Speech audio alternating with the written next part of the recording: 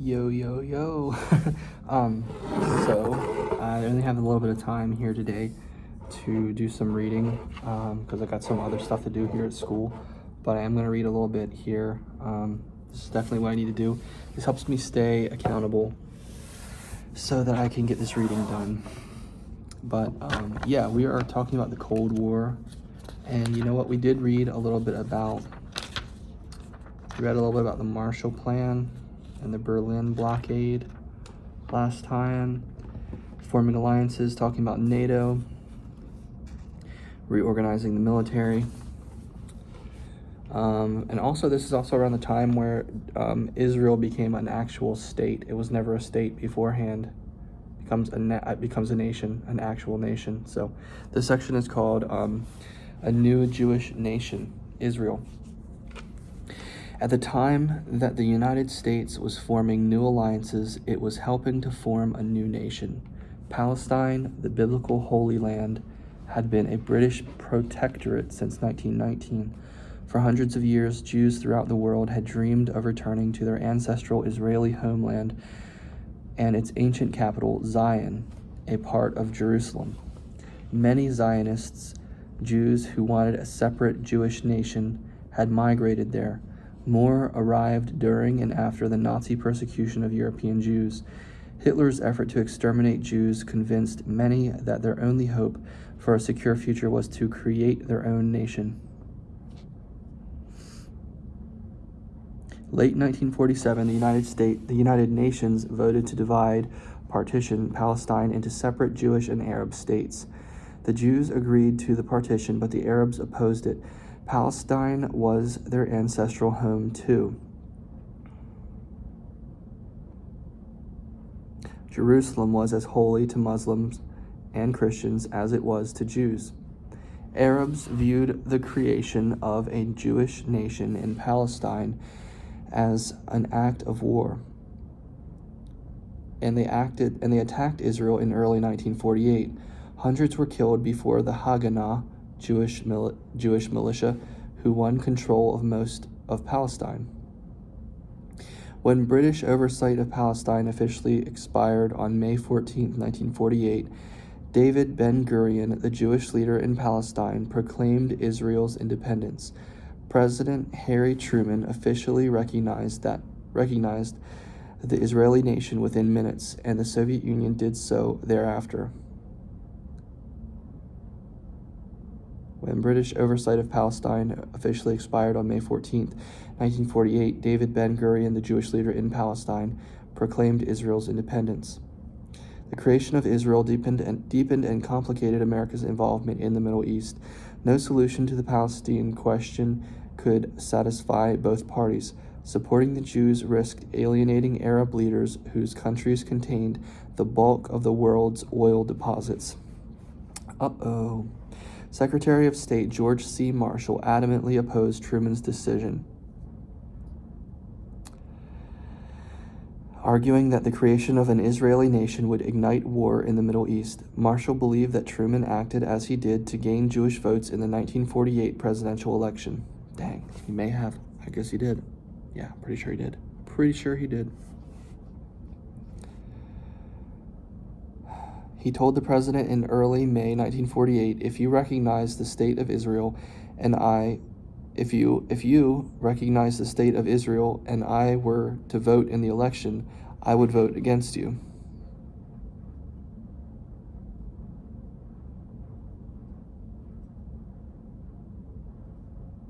Interesting. Oh, that's what Marshall said.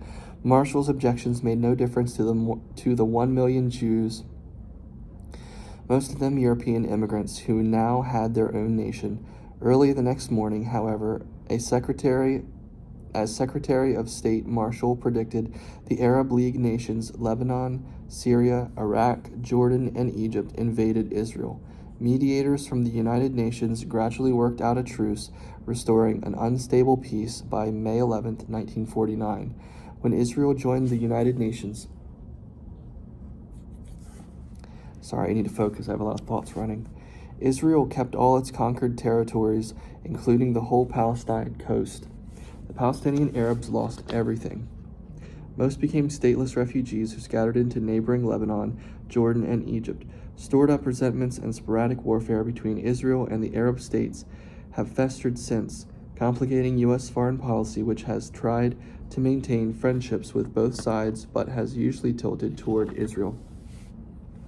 Expanding the New Deal. This is a whole big new section.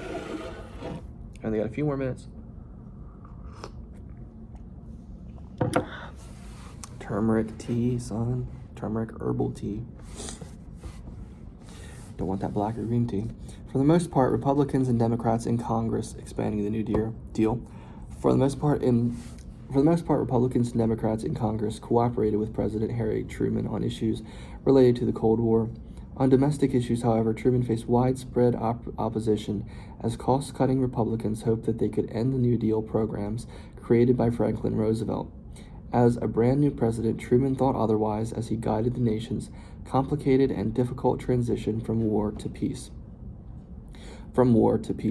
In September 1945, Truman called Congress into a special emergency session at which he presented a 21-point program to guide the nation's reconversion from wartime to peacetime.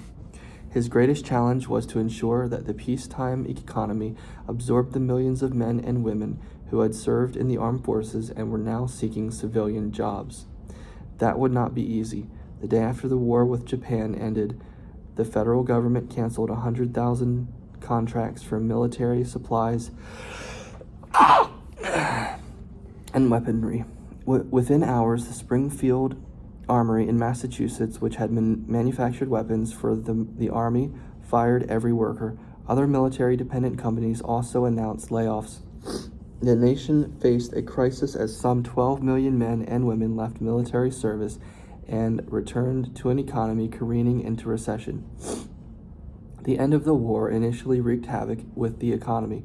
Many women who had been recruited to work in wartime defense industries were shoved out as men took off uniforms and looked for jobs. At a shipyard in California, a foreman gathered the women workers and told them to go welcome the troop ships as they pulled into port from Asia. We were thrilled. We all waved, recalled one of the women. Then the next day, the women were laid off to make room for male veterans. Still, several shock absorbers cushioned the economic impact of demobilization. They included federal unemployment insurance and other Social Security benefits, and the Servicemen's Readjustment Act of 1944, known as the GI Bill of Rights, under which the federal government provided $13 billion for military veterans to use for education, vocational training, medical treatment, unemployment insurance, and loans for building houses and starting new businesses. With the war over, veterans eagerly returned to colleges, jobs, wives, and husbands. Sorry, runny nose. Marriage rates soared, so too did population growth, which had dropped off sharply in the 1930s. Americans born in the 2 decades after 1945 composed what came to be called the baby boom generation, a disproportionately large group that would shape the nation's social and cultural life throughout the second half of the 20th century and after.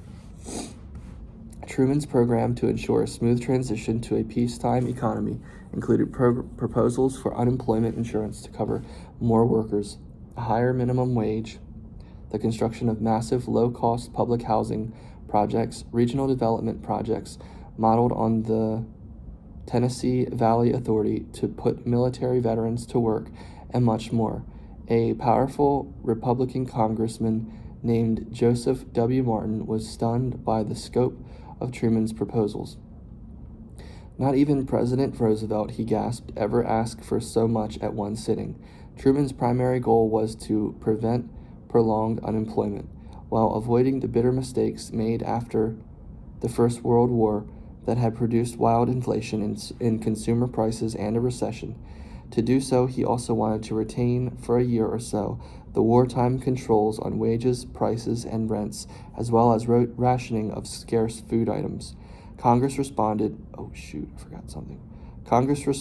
by approving the Employment Act of 1946, which authorized the federal government to promote maximum employment, production, and purchasing power. Yet, other than the Employment Act, most of Truman's proposed programs did not gain congressional approval. Throughout 1946, Republicans and conservative Southern Democrats in Congress balked at the president's efforts to revive or expand New Deal programs. Liberals were disappointed by Truman's inability to win over skeptical legislators. Alas for Truman, said the New Republic, there was no bugle note in his voice. To rally public opinion, what one misses, said journalist Max Lerner, is the confident sense of direction that Roosevelt gave, despite all the contradictions of his policy. And there's a picture here. Veterans earn while you learn through on-the-job training. Consult your nearest office of the Veterans Administration. On-the-job training, an advertisement aimed at young veterans, promotes the GI Bill of Rights professional resources intended to help military veterans enter the civilian workforce.